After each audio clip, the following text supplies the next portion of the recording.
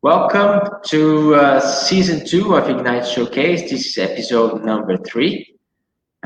Today we have a very special edition with two very special guests who are going to share their experience with us and their stories on the events market. So before we start, I'm going to speak a little bit about Ignite. So Ignite was a company founded by myself and 3 colleagues of mine, so Li Neo, Shuang Ming, and Ilva. So we decided to build Ignite after having worked a very long period in the events industry, mostly the Olympic movement. But we thought that we really could make a change by working together and proposing new things and developing the sports events world through putting together a community of professionals. So today our community has more than 70 members, which are all people of fantastic professional capabilities that we have all worked directly. So we are providing a support so we can be true partners of the events deliver, so we can try to improve the events market as much as we can. And today we're going to speak with 2 alumni from the FBA. The FBA is the Football Business Academy. It's one great partner of Ignite. And so it's one of the master's course that is on the market today. And it's a Swiss educational institution focused entirely on the football industry. It offers a professional master's in football business, which is delivered by professors and guest lecturers from a very wealth and background in the events industry, both practical and theoretical. So debuting in September 2017, the FBA boasts a total of 50 alumni members. We have 2 very special ones today, which who share their experience with us. And these alumni, they have all secured jobs after concluding the course. And this is where their strength lies. With the strategic partnership with SoccerX, an industry heavyweight plus multitude of football organizations around the world, the FBA ensures that the candidates gain exclusive access to a treasure of specialized knowledge, valuable networking opportunities and skills, as well as attractive internship opportunities that will prepare the students for a successful start or continuity on their career in the football industry. And now, today we'll speak with 2 very special guests, and one of them is Ricardo Teixeira. He's currently a sports manager of a Brazilian sports marketing agency, the LX Group, and has worked in the FIFA World Cup, the FIFA Club World Cup, and at the Rio 2016 Olympics and Paralympic Games, as well as the AFC Asian Cup. His mission at the AFC Asian Cup sparked his desire to enhance his knowledge in other areas such as digital and marketing, and that's why he applied for the FBA. Our other guest is Alexandre. He pursued a bachelor degrees in Ecole, hôtelière de Lausanne, where he had the opportunity to work for a Michelin-star restaurants in Italy, 5-star hotels in Switzerland, and he then continued his education in the FBA to combine both hospitality and sport. So Alex worked in the Lausanne 2020 Organising Committee, where he was responsible for the F&B operations and all the services related to the games. So let me welcome first, without further ado, welcome Ricardo and Alex. Hi, Gustavo. How is it going, Alex? Very well, thank you. Thank you for having me today. It's a pleasure. It's a pleasure, it's ours. And welcome Ricardo as well. Hi Gustavo, how are you? And thank you for having me today. No, it is a simple that Ignite is a very international company, and we are even the 4 founders live in 4 different countries. And today we have one guest from Brazil and another one from Lausanne, and I'm speaking from Portugal. And how is Lausanne? The weather is good, or? Weather is very hot right now. I guess it's more or less the same thing everywhere, or at least in Portugal. But it's tough to survive. Let's say, to be outside too long right now. Oh no, but it's good that you're enjoying summer, going to the lake. Yeah, of course. It's the only way to survive, honestly. Nah, that's nice. What about you, Ricardo? How are things in Brazil? Florianopolis is cold right now. I'm currently in Florianopolis, not in São Paulo, where I live. And yesterday was like 8 degrees Celsius. So it's like living in Europe again. It's like cold and Yes. windy. Good. For Well, once, things it was that, the opposite. yeah, you see? Yeah. Well, before, so I guess we can all start and jump into some questions. So you can start sharing your experiences with the people who are watching us, and not only those who are watching, but then this video will be available for other people to have access to your stories and learn and take some good examples to move forward. I'm going to start with a question to Alex. So, Alex, your background is in hospitality, and you have worked in the Michelin-star restaurants, as I said before, and five-star hotels. And what made you decide to change to the sports world and ending up at the Lausanne 2020 Organizing Committee? Very good question. So yeah, as you said, mainly my professional backgrounds come from the hospitality industry. So I've started working quite early in the service industry, let's say, in this field. So I had the chance to start before, like in the early stages of my career, to start in different institution and different hospitality outlets, let's say. So I didn't start quite with the, let's say, the elite of the Michelin-star restaurant and the five-star hotels, but having to do, let's say, my first steps into festivals, bars, and let's say more relaxed restaurant. So let's say that these first steps was very not only interesting but led the path for me because I really appreciated what I did. And so from this experience, from what I've learned there, I decided to educate myself a little bit more in this field. So that's why I pursue a bachelor degree in the Ecole hôtelière de Lausanne in hospitality management. And so I kind of developed a passion throughout time, let's say through the 4 years of at EHL, and then I had the occasion to work a little bit more in more refined or more complex hospitality outlets or institution, and let's say this passion kept growing throughout time. On the other side, I would say that I had this other passion of mine, which was sport. From a very early stage, I started like experiencing, practicing sport. And let's say it has been my passion, but on the side. I had the chance to work in the hospitality industry and I really liked what I did. But on the side, I was mainly like playing football or any kind of sport to relax, let's say. And at some point, I wanted to combine these two passions. So, and it came to at the point where I finished my bachelor degree, and I wanted to let's say combine and have a bridge between these two words of these two passions of mine. So that's why basically I started the master degree of the Football Business Academy. And one thing to another, let's say after graduating, I realized that I kind of achieved where I wanted to be in terms of educational purposes. And now it was time to let's put all the pieces together and to make these ambition real. So once I graduated, I started looking at the, let's say, most feasible industries or the most feasible way to integrate these two passions. And for me, it was definitely event management. So I was started looking for mainly association, organizing committees of any type of event.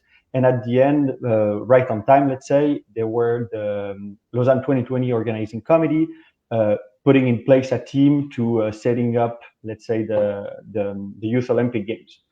So I was naturally attracted by this option, let's say, as well because I was born and raised in Geneva, so which is, for those that don't know, 45 minutes away from Lausanne. So it's in the same region. And Switzerland, it's quite a small country. So born and raised in this region means that you really feel like belonging to the entire part of this area. So once I knew that the Youth Olympic Games were coming to this region, it was like obvious for me that I wanted to apply. It's, let's say, passionate by sport and having this type of event coming to your country, where it's often once in a lifetime. So it was obvious for me to apply. Then, of course, I get the chance to meet the right people and to be selected. But for me, let's say that my educational path, with my experience in the hospitality industry and what I've learned as well from the sport industry, thanks to the FBA, the Lausanne 2020 was the obvious or right option, let's say, or the next obvious steps in the process. And then, of course, as I said, because of the attraction, the feeling or the love for this region, and it was something that I didn't want to miss. So that's basically how I connected, let's say, the dots between my two fields, and as well my attraction for the sport industry and Lausanne 2020. Right. So you went to sport, and you had an Olympic event right at the doorstep of your house. So it was a good opportunity, and you were able to grab it. That's awesome. So let's move to Ricardo very quickly. So Ricardo, your expertise is in ticketing, and for the past 6 years, you have worked in this area from a club, organizing committee, and also a provider perspective. So which of these roles for you was the most challenging one? Definitely the club, because trying to implement the procedures inside the club was a big challenge, because you are trying to change a culture, and this is always hard, regardless of the industry that you are. If you are outside the sport industry, it's always hard to try to change a culture inside a place. So in that case, in Palmeiras, in the stadium and in the department were both new, because the stadium was built in 2014 and the end of 2014. And when I arrived with only 2.5 years of activity. So I tried to bring all the knowledge and tools from the games and adapt into the club's environment.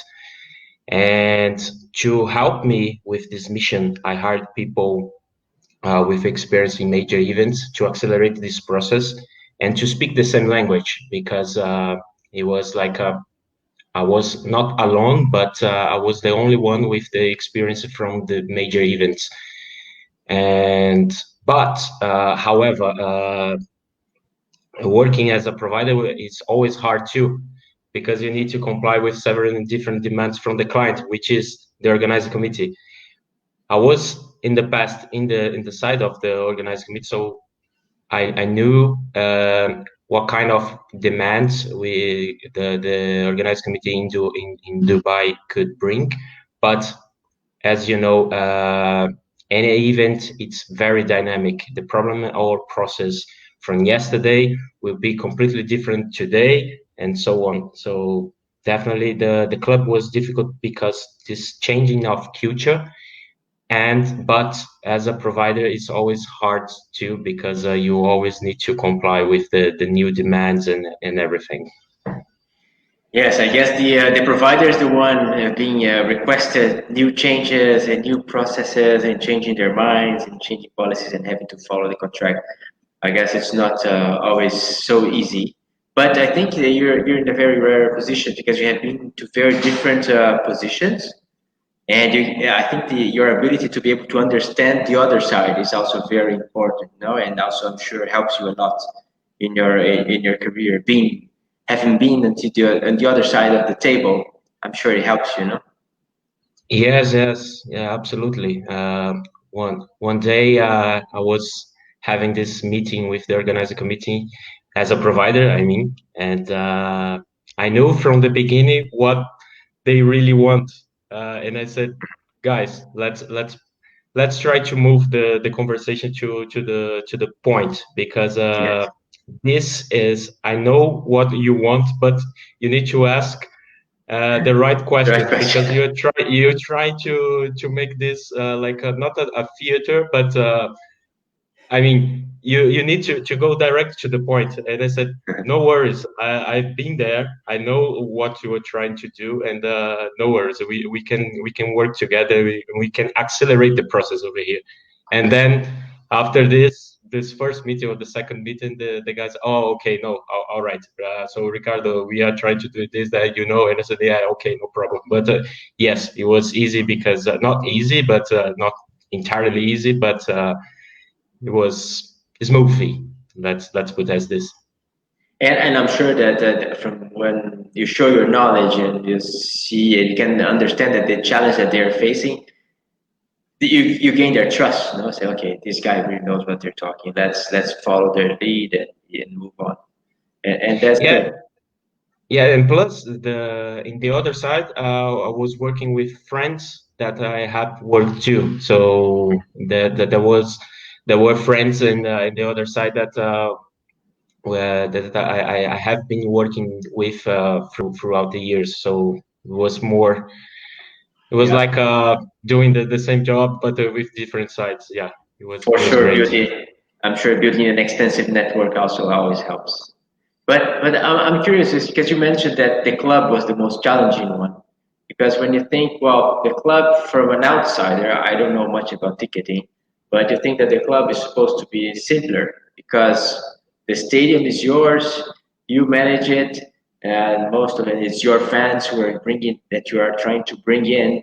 So from an outsider, I think to me, I would say this should be the easiest, right? Because when you think about the provider has so many challenges, and then an organizing committee, you have a multi-sport event with so many venues. Why was it specific that the club was the most challenging? Yeah, you said right. It's like to see like easy, but it's tricky.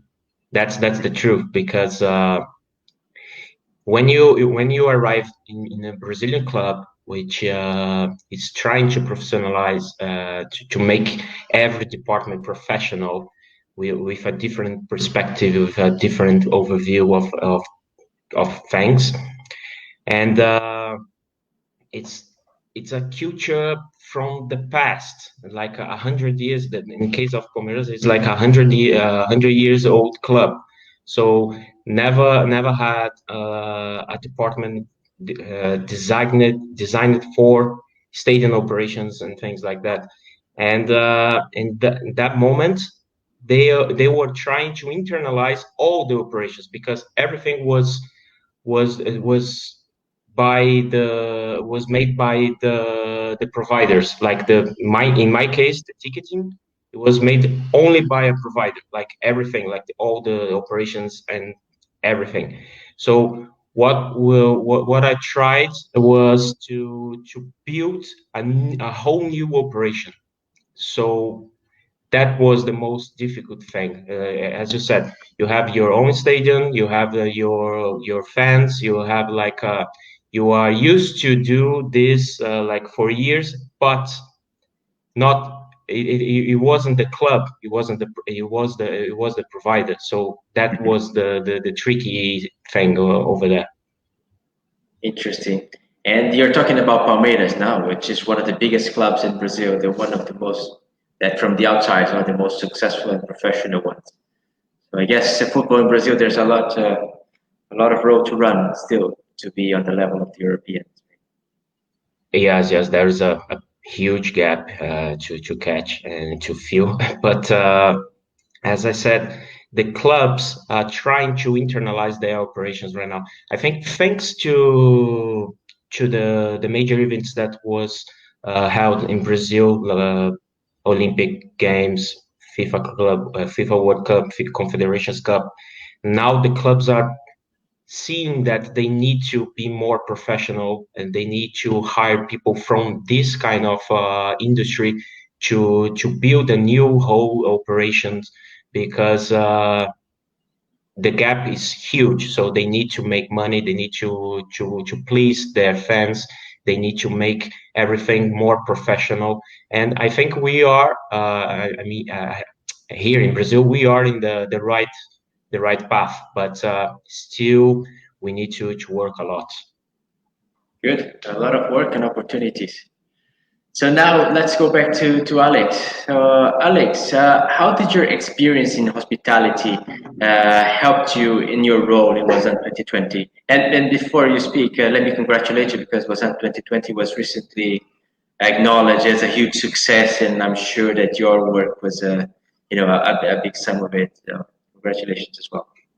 Thank you very much. Thank you very much. Yeah, it's very satisfying to see the end results and having like the satisfaction, of course, of every authorities, every stakeholders involved that approved. So it's a massive relief, let's say. But thank you very much.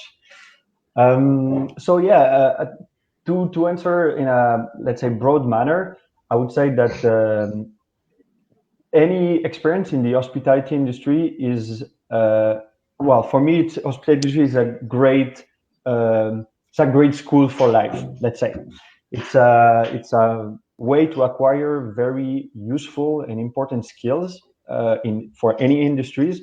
But most importantly, it's an industry that challenge you on a daily basis and allow you to acquire, let's say, more soft skills that you will require in any type of jobs or industry.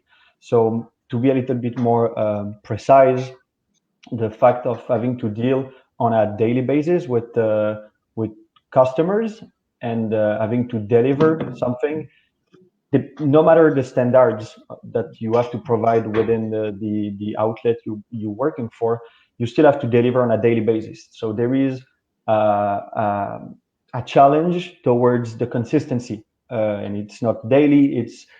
It's really like every minute of every day you have to challenge yourself and be able to replicate the service you're doing.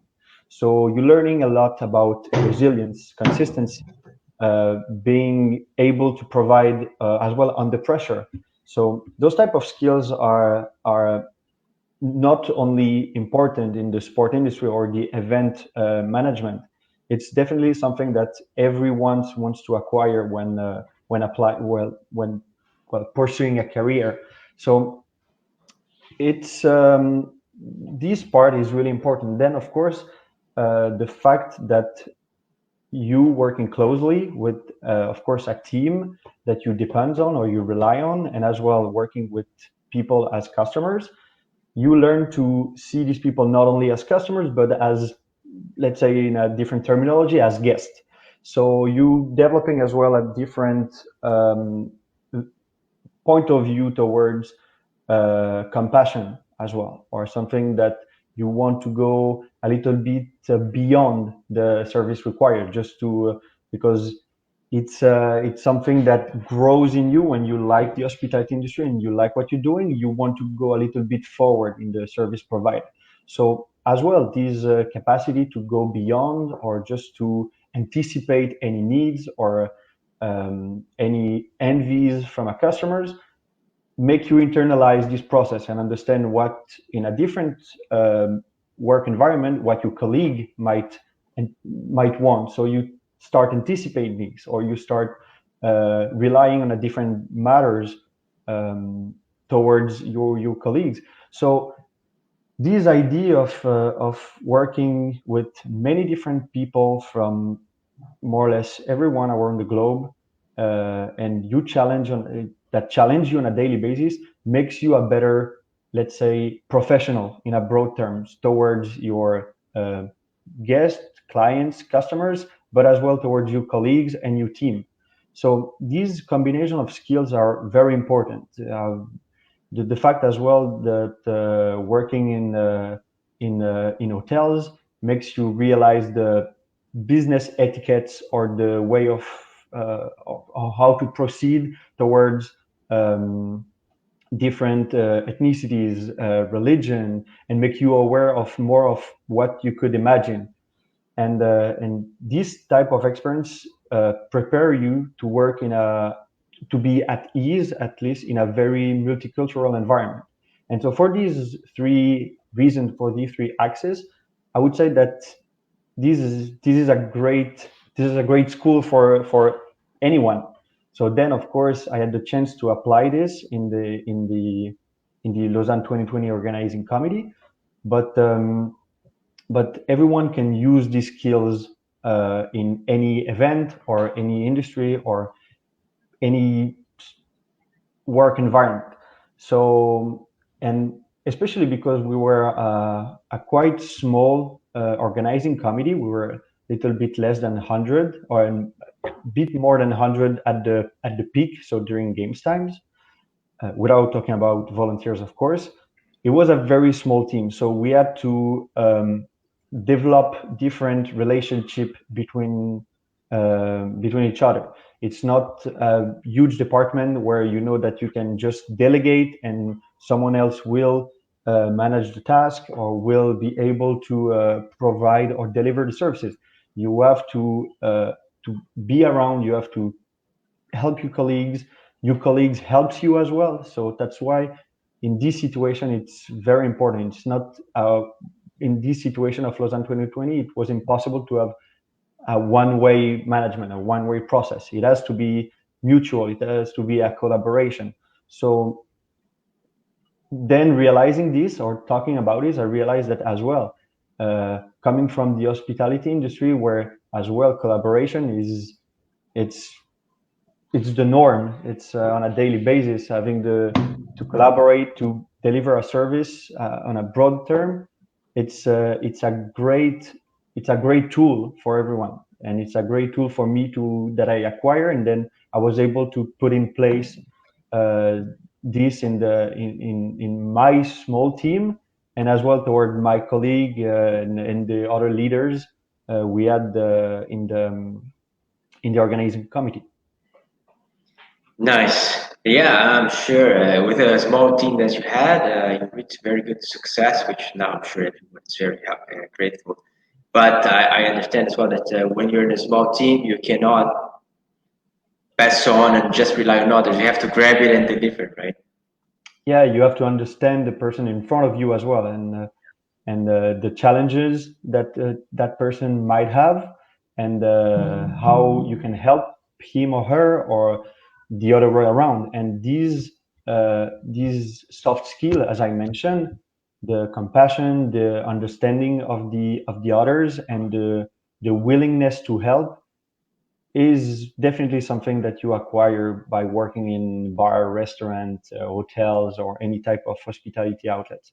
So I would say that it's something that will it always grow. It's not that at one point you achieve a certain level of compassion, of maximum capacity in this soft skill. So it's something that you keep developing throughout your life as a person, as a professional.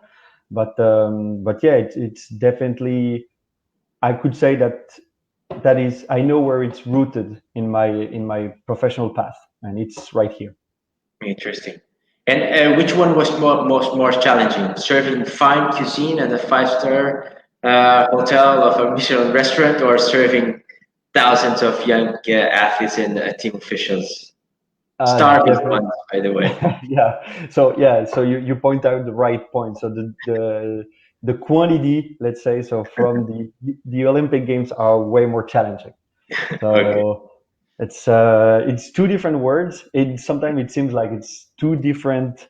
It's not the same job at all. It's, even though it's the same purposes, it's the same goal at the end. It's definitely two different tasks. So yeah, the numbers and quantity makes it tougher than just increase the level of standards, let's say. Yeah.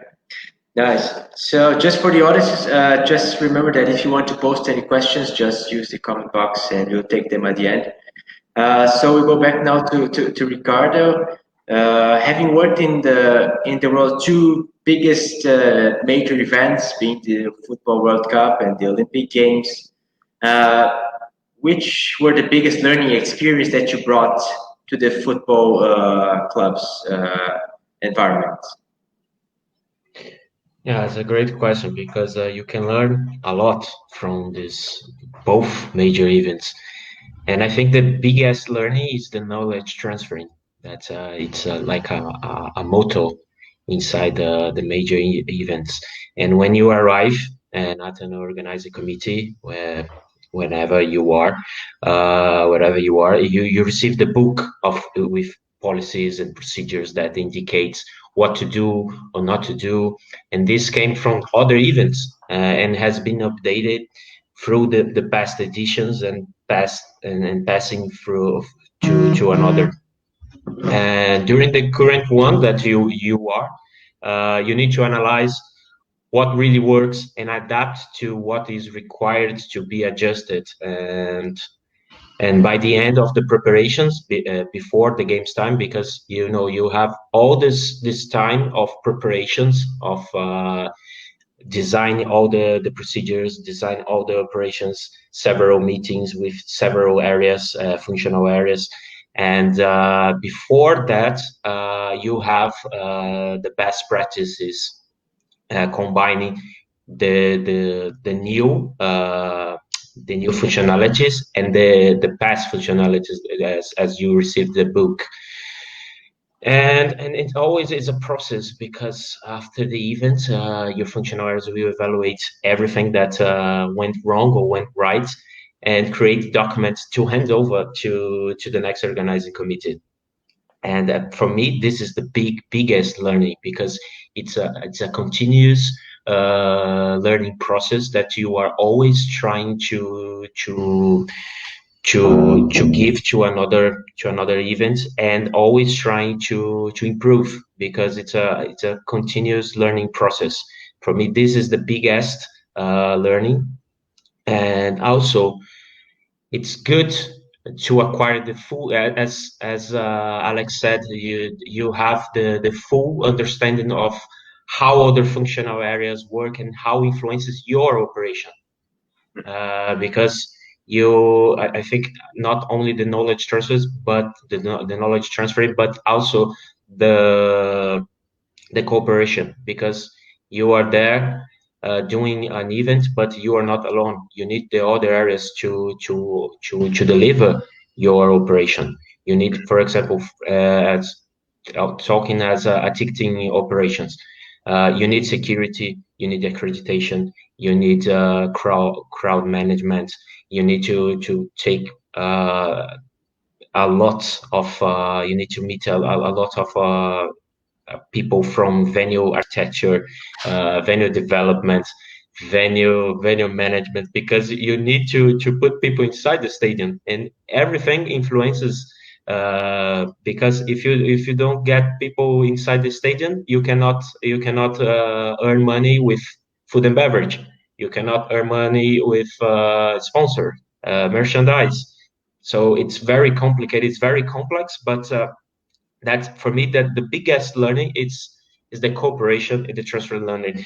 Back into the club, I've tried to make the club to build this kind of operation with a standard that could be improved and not abandoned even after mine or others' departure, because today I'm working here, but if I create a document, if I create a standard for the operation, and to make this like not forever, but something that can be improved in the future, in the near future, it will be always a good thing for not only to the organization, but to the people that works there, because they are always trying to improve.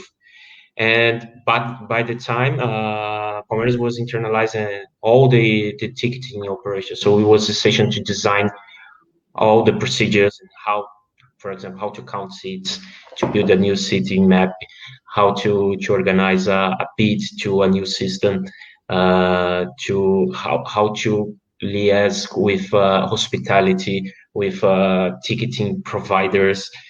So it's a very organic work, and I think this is the biggest learning that I try to make the club realize and to do and to perdure for the future. I think this cooperation and the knowledge transfer. I think that's the main outtakes from the major events. Interesting. And I think that one point is that from what you have spoken before, I think the club has lacked that continuity and constant development of processes and knowledge creation. This is from one thing that from us from Ignite's side. I think that whenever we have a project, leaving a legacy behind of good knowledge of effective processes is something key, because this way we're going to help the sports events that we rely on and we depend on to grow and to be better, no? And this is something that is good for everybody in the end. So thanks a lot for your answer. So now I have a question for the both of you. You are two professionals with two from different cultures, different countries, different backgrounds, but at some point questioned yourselves about taking a course, and you chose the FBA. Right, so I guess that some of our viewers are at this moment potentially considering taking the course. So can you tell us why did you choose the FBA and how it helped your career?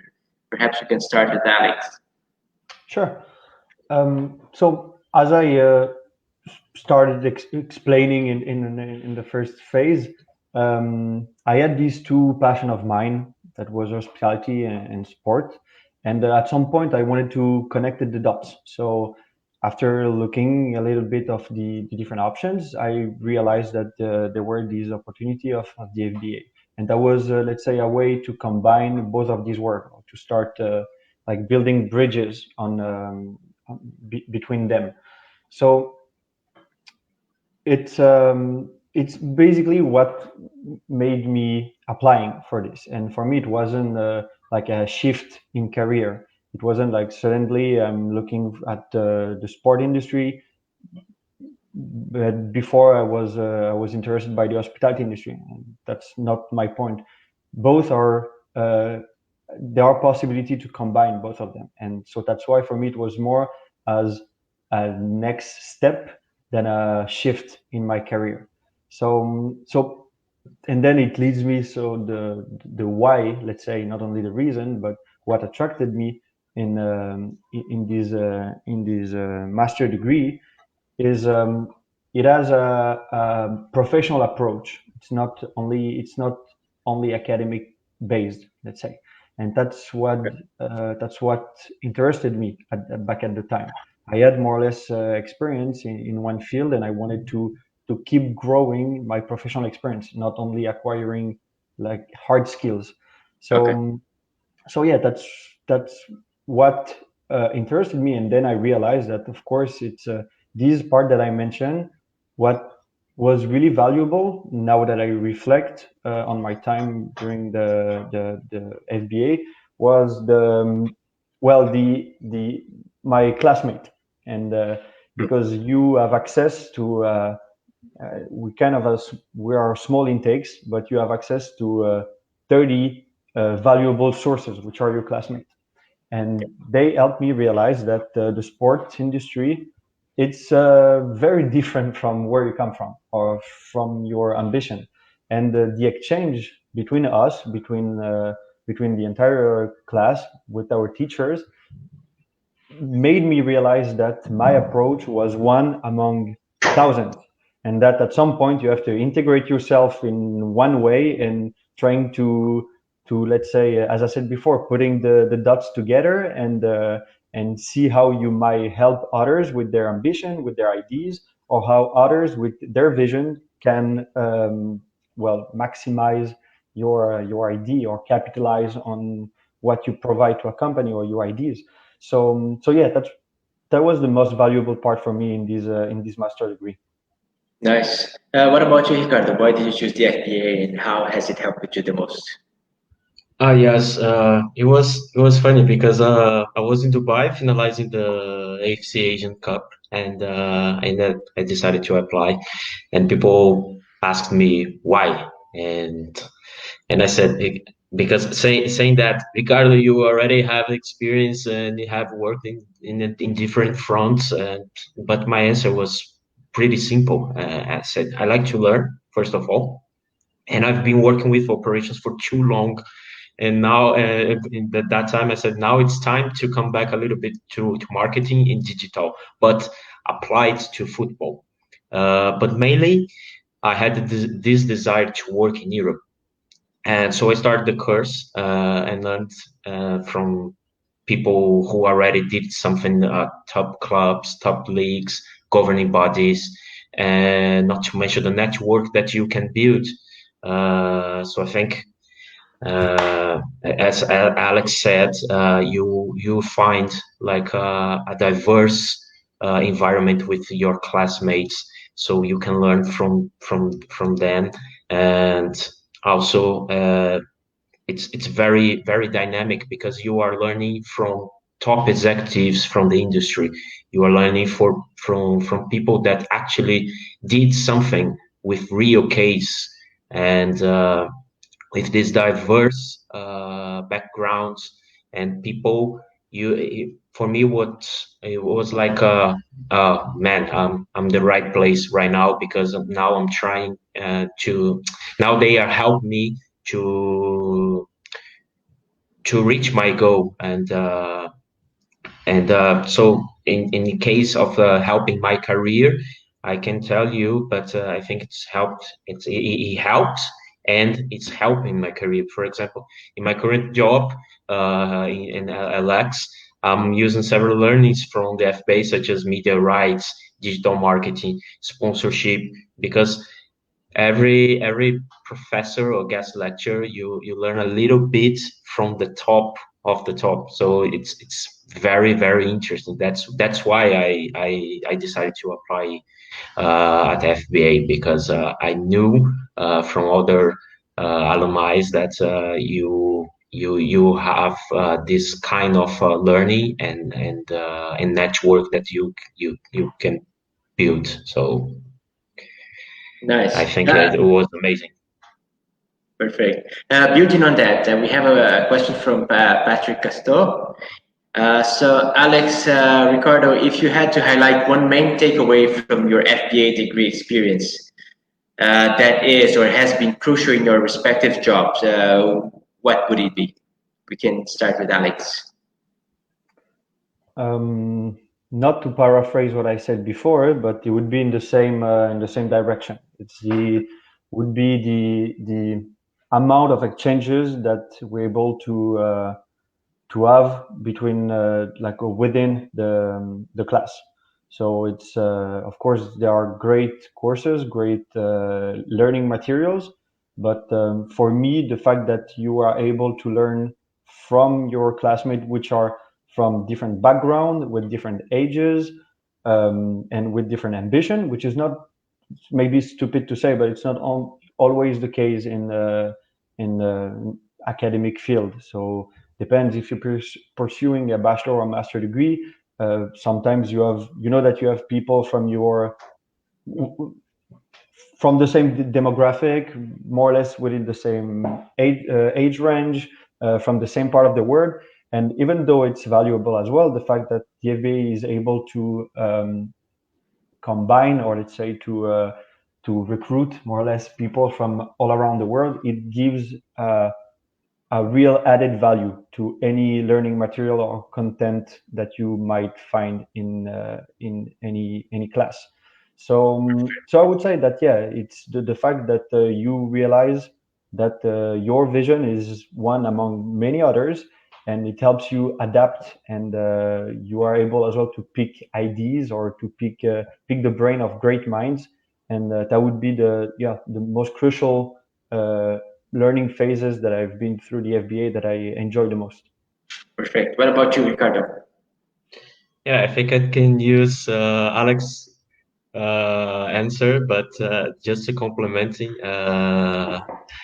to find this the same international environment that you live during major events, that was I was looking for, because you are always learning from people from different backgrounds and from everywhere. So from different class, from different nationality, from different culture. So, and of course this combining it, when they combine this theoretical and professional learnings in one place. For example, when you are finalizing the course, the MBAs, your masters, you need to do a SBP, a student business project, which is amazing because you are working as a provider, as for a client. In my case, was a club, but my classmates worked with agencies and other organizations, and you learn how to build something and how to attend different clients and different you learn the real life, like I think that the most important thing that by the end of the course you realize that the FBA is preparing you to the real market, how to provide a good knowledge to others. So for me, it was the most significant learning from the course. Very nice. We are running out of time, but I really want to take one last question. So I'm going to give you 15 seconds to answer each of you. So it's a question. It's a question from Andres Santi. So Alex and Ricardo, may you share with us a specific, rewarding, positive situation you experienced, which keeps you pushing to pursue a career in events? As usual, we go Alex first. Ricardo always has the benefit of the second. Yeah. Glad to be first. So no, very quickly, as I try to explain, I'm more a people person in my life. So working in the event industry is on the downside is a lot of stress, is a lot of things to do, but it's a very rare occasion to create a very strong and real bond with a team and with some people that are not only your colleagues but becomes friends. So I would say that there are few industries where you're able to connect that much with some people and be able to go, as I said, way beyond what you should do, or having way more pleasure than just going to work. So yeah, that would be my answer. Very nice. What about you, Ricardo? I think the regarding positive, always trying to learn more. I think you can learn from everywhere and from everything, because if you are always feeling like you know everything, but by the end you don't know nothing, you know anything, because if you try to learn this from different experience, for example, when I mentioned working inside a major events or studying at the FBA, you are seeing a diverse organization. You are seeing a diverse class. So from this point, I think you can always see what you can do and what you can learn, and from that point you improve yourself. So I think this is the most important thing, because I can tell you by experience, when I was in my first job, I was like only inside one square, just doing one thing, like people were used to do that thing for I don't know how many years, and it was like suffocating, and after you try to see others perspective and how to create new perspective, and you can grow. For me, that's the most important thing. You always learn. For me, that's the motto that guides my life, like always trying to learn from everywhere. Good. So no, even for both of you, there's not a specific point, but something that is in your basic in your everyday, building connections and always trying to keep improving as much as you can. So thank you so much. And with that, we conclude our questions. But it's important to say, I love the comment from our friend Victoria Kiss. She says she wants to point out how appropriate it is that Alex's background is his kitchen. Very interesting indeed. But that is true. Well pointed. Well done. Also, Alex, we have to recognize that today he's giving his time and it's his birthday. So from Ignites and I guess from all of our viewers and those who are still going to watch this video, happy birthday. We really hope you enjoy your day, and thank you so much for sharing your time with us with this special day. And thanks again, Ricardo, for joining us. And thanks our good partner, the FBA.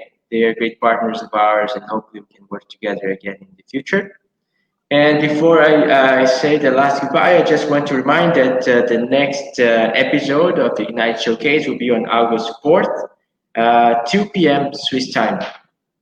And that's it for us. So thanks again, guys. Thank you so much. It was a great pleasure talking to you. Thank you very much for having us. It was a real pleasure. Thank you so much. It was a pleasure. And see you, everyone. Thanks a lot. Bye. Take care. Take care. Thanks a lot, everyone, for joining and watching us. Thank you.